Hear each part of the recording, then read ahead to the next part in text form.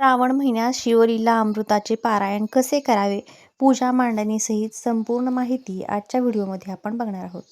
श्री स्वामी समर्थ. शिवलीलामृत भगवान शंकरांची महती सांगणारा दिव्य ग्रंथ. श्रावण महिन्यामध्ये प्रत्येकाने शिवलीलामृत ग्रंथाचे पारायण अवश्य करावं. श्रावण महिन्याचे अधिष्ठान भगवान शंकरांकडे आहे. भगवान शंकरांची जमेल तेवढी सेवा या महिन्यात अवश्य करावी.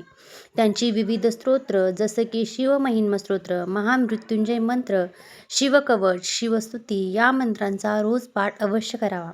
सोबतच शिवलीलामृत या ग्रंथाचं पारायण अवश्य करा.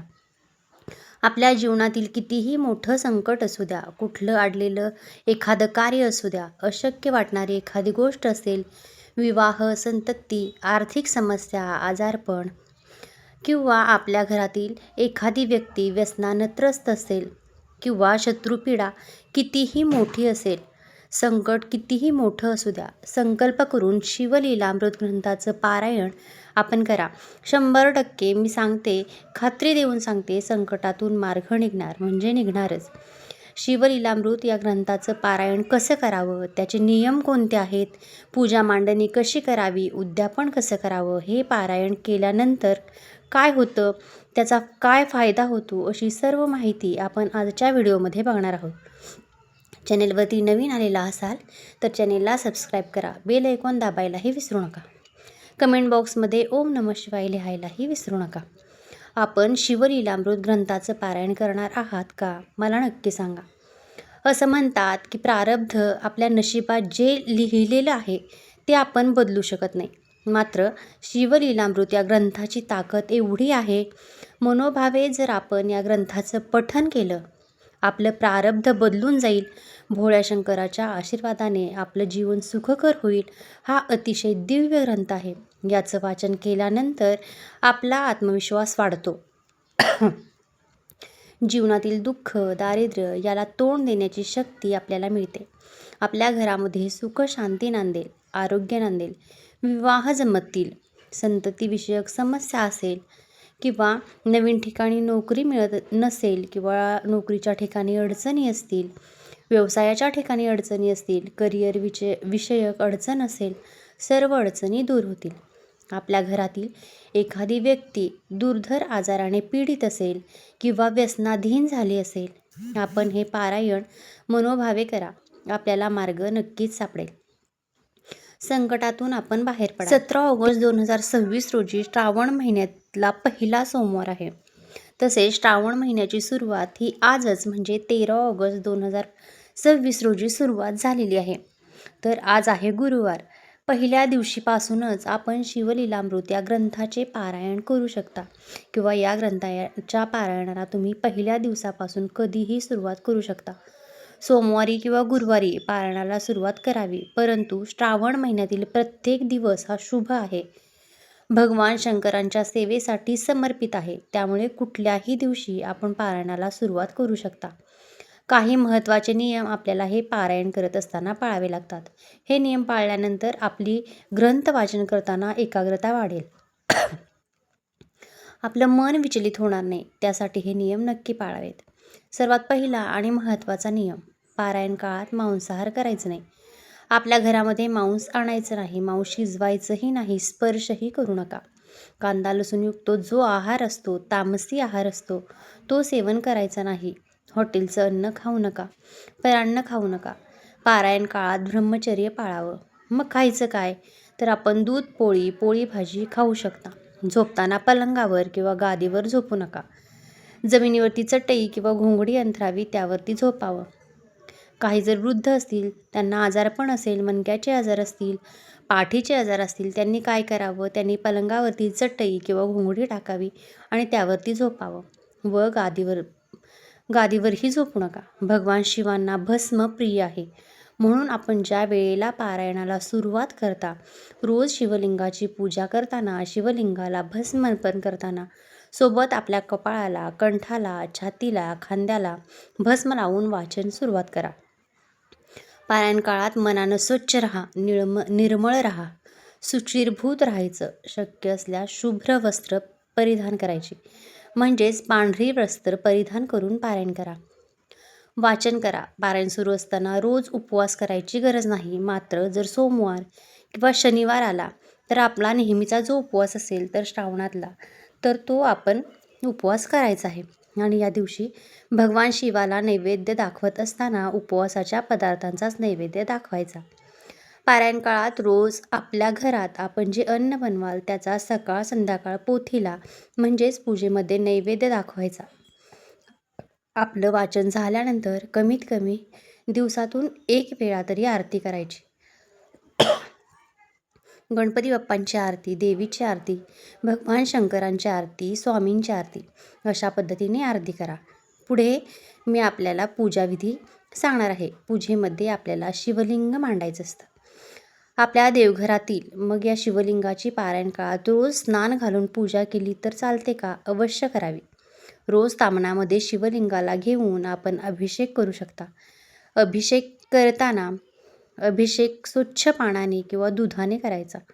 शिवलिंग स्वच्छ करून पुन्हा आपली जी पूजा मांडलेली असते, पारायणाची ज्या ठिकाणी ठेवून त्यांची पूजा करत असतो तर त्या ठिकाणी शिवलिंगाला चंदन लावावं, पांढरा गंध लावावा, भस्म लावावं, हळद कुंकू अर्पण करावं.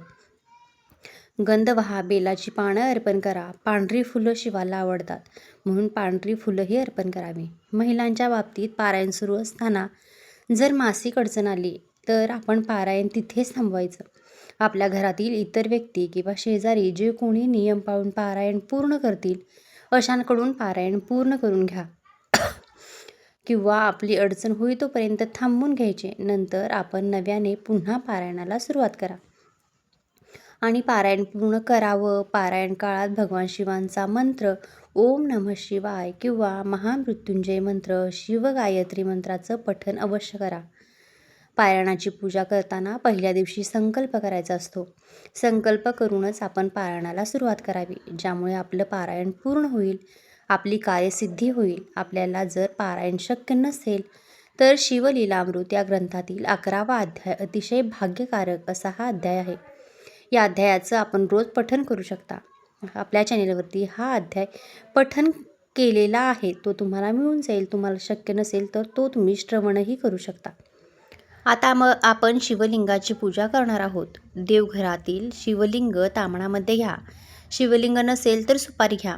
एका वाटीमध्ये दही, दूध, साखर, तूप आणि मध एकत्र करून घ्या. पंचामृत करून घ्यायचं. शिवलिंगावरती प्रथम शुद्ध जल अर्पण करायचं. त्यानंतर 5 पळी पंचामृत अर्पण करा आणि त्यानंतर पुन्हा शुद्ध जल अर्पण करा. शिवलिंगाला आपण स्नान घातलं. ओम श्री महेश्वराय नमः स्नानम समर्पयामी. आता 1 पळी पाणी घ्या, त्या शिवलिंगावरती अर्पण करायचं आणि सोबत शिवमहिम्न स्तोत्र 1 वेळा पठण करा किंवा श्रवण करा. यूट्यूबला लावून द्या. आपल्या चॅनलवरतीही तुम्हाला शिवमहिम्न स्तोत्र ऐकायला मिळेल, तर ते लावलं तरीही चालू शकतं. सोबत 1 पळी पाणी किंवा आपण त्या शिवलिंगावरती वाहायचं आहे. म्हणजे शिवलिंगाला आपण अभिषेक केला.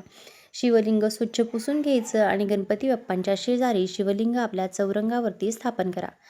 लिंगाला कापसाची पांढरी 2 वस्त्र अर्पण करा. पांढरं चंदन, पांढरं गंध, भस्म अर्पण करावं. पांढरी फुले अर्पण करा. बेलपान अर्पण करावं.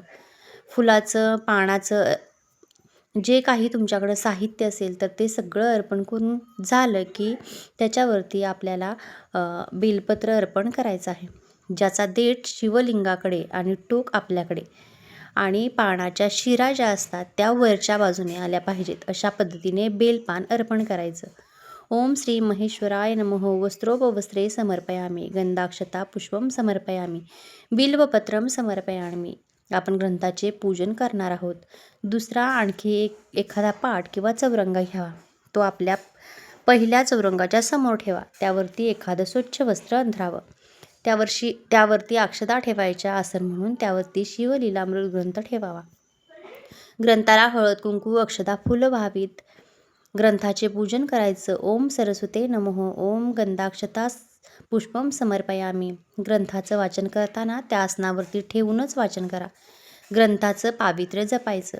आपलं वाचन झाल्यानंतर स्वच्छ वस्त्रामध्ये पोथी गुंडाळून ठेवायची. ग्रंथ मांडीवरती घेऊन किंवा हातात घेऊन वाचन करू नका. त्यानंतर आपण जो संकल्प आपण करणार आहोत संकल्प खूप महत्त्वाचा असतो. संकल्प केल्याशिवाय ज्या मनोकामना आहेत तर त्या पूर्ण होत नाहीत. कार्यसिद्धीसाठी आपण हे पारायण करणार आहोत तर ते शीघ्र त्याचं आपल्याला फळ मिळावं म्हणून आपल्या उजव्या हातामध्ये 2 पळी पाणी घ्यायचं. त्यामध्ये हळद, कुंकू, अक्षता, एखादं फूल घ्यायचं.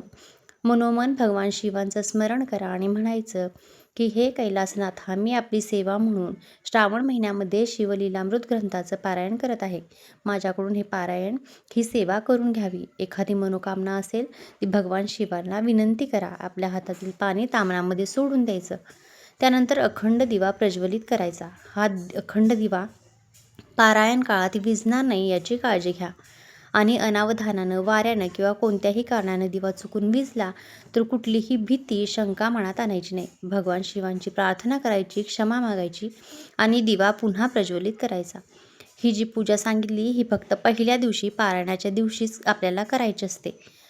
रोज फक्त आपण काय करायचं, ग्रंथाची पूजा करायची आणि वाचनाला सुरुवात करायची. मग रोज देवपूजा करत असताना शिवलिंगाला स्नान घालायचं किंवा गणपती बाप्पांची मूर्ती, शिवलिंग आपण जे पूजेत मांडलेलं असतं ते हलवलेलं चालतं का, तर नक्कीच चालेल. ताम्हणामध्ये घेऊन आपण त्यांना स्नान घालून पुन्हा स्वच्छ करून त्या पूजेच्या ठिकाणी मांडू शकता. त्यांना गंधाक्षता, फुलं वाहून पूजन करू शकता. चौरंगावरती पूजेवरती आपण जे बिल्वपत्र वाहतो किंवा पान वाहतो, रोज आपण ती बदलू शकता. संकल्पसुद्धा पहिल्या दिवशी एकदाच करायचा असतो. रोज वाचन केल्यानंतर रोज आपण जर समजा रोज 2 अध्याय वाचणार असाल तर आपला अध्याय झाल्यानंतर नैवेद्य दाखवायचा. नैवेद्य दाखवत असताना सकाळ संध्याकाळ नैवेद्य दाखवावा. आपल्या घरात आपण जे बनवाल त्याचा नैवेद्य दाखवा. उपवास असेल तर उपवासाच्या पदार्थांचा नैवेद्य दाखवा. दूध साखरेचा नैवेद्य दाखवा. आपलं वाचन झाल्यानंतर दिवसातून कमीत कमी 1 वेळा आरती अवश्य करा. गणपती बाप्पांची आरती, देवीची आरती, भगवान शंकरांची आरती, स्वामींची आरती अशा पद्धतीने आरती करा. वाचन अगदी मोठ्याने पण नाही, अगदी मनातल्या मनात पण नाही, मनोभावे वाचन करा. 6 दिवस अशा पद्धतीने वाचन करा. 12 अध्याय झाले की शेवटच्या दिवशी 3 अध्याय वाचायचे आणि शेवटच्या दिवशी किंवा त्याच्या दुसऱ्या दिवशी पारायणाची समाप्ती म्हणजेच उद्यापन करायचं. उद्यापनाच्या दिवशी काय करायचं, तर उद्यापनाच्या दिवशी आपल्याला महानैवेद्य करायचा असतो. समजा त्या दिवशी जर उपवास आला तर श्रावणी सोमवार आला तर उपवासाचे पदार्थाचा नैवेद्य दाखवायचा आणि इतर वार आला असेल तर महानैवेद्यामध्ये भगवान शिवांचा आवडता पदार्थ खीर करावी. कारण भगवान शिवांना पांढरे पदार्थ आवडतात किंवा दुधाचे पदार्थ जसं श्रीखंड देखील चालेल. या पदार्थांचा नैवेद्य दाखवावा. महाआरती करावी. गाईला, कुत्र्याला घास द्यावा. आपल्या दारावरती एखादा याचक किंवा भिकारी आला तर त्याला अन्नदान करून तृप्त करा. आपल्या आजूबाजूला कोणी लोक असतील त्यांना प्रसाद द्या. मात्र आपण शिवाला जो घरात नैवेद्य दाखवता भगवान शंकरांना, तो नैवेद्य घरातच ग्रहण करा प्रसाद म्हणून. त्या दिवशी संध्याकाळी आपण जवळपास कुठेही भगवान शंकरांचे मंदिर असेल तर त्या ठिकाणी जायचं. शिवलिंगावरती 1 कलशभर पाणी वाहायचं. त्यांना स्नान घालायचं. ओम नमः शिवाय या मंत्राचे पठण करा. अभिषेक करा. शिवलिंगावरती पांढरी फुलं अर्पण करा. बिल्वपत्र अर्पण करा. मंदिरामध्ये जर भिकारी असतील तर त्यांनाही दान करा. दानधर्म या दिवशी अवश्य करा. उद्यापनाची ही जी पूजा आहे ती तशीच ठेवायची. दुसऱ्या दिवशी या पूजेवरती पांढरी फुले अर्पण करायची आणि पूजेचे विसर्जन करायचं. भगवान शिवाची ही प्रार्थना करायची की पारायणाच्या विधीमध्ये चुकून जर माझ्याकडून काही चुकलं असेल तर क्षमा करा. पूजा साहित्याचं काय करायचं, पूजा साहित्यामध्ये जी सुपारी असेल ती सुपारी काय करायची, तर ती स्वच्छ करून तुम्ही पुन्हा वापरू शकता. तसेच आपण जे फुलं किंवा बिल्वपत्र वाहिलेलं असेल तर ते निर्माल्यामध्ये किंवा वाहत्या पाण्यात सोडून द्या. अशा पद्धतीनं श्रावण महिन्यामध्ये आपण शिवलीलामृत या ग्रंथाचे मनोभावे पठण करा. पारायण करा. भोळ्या शंकरांना, भगवान शंकरांना जो शरण जातो भगवान शंकर त्यांच्या सर्व मनोकामना पूर्ण करतात. हे पारायण आपण करणार आहात का, हे कमेंट करून नक्की सांगा.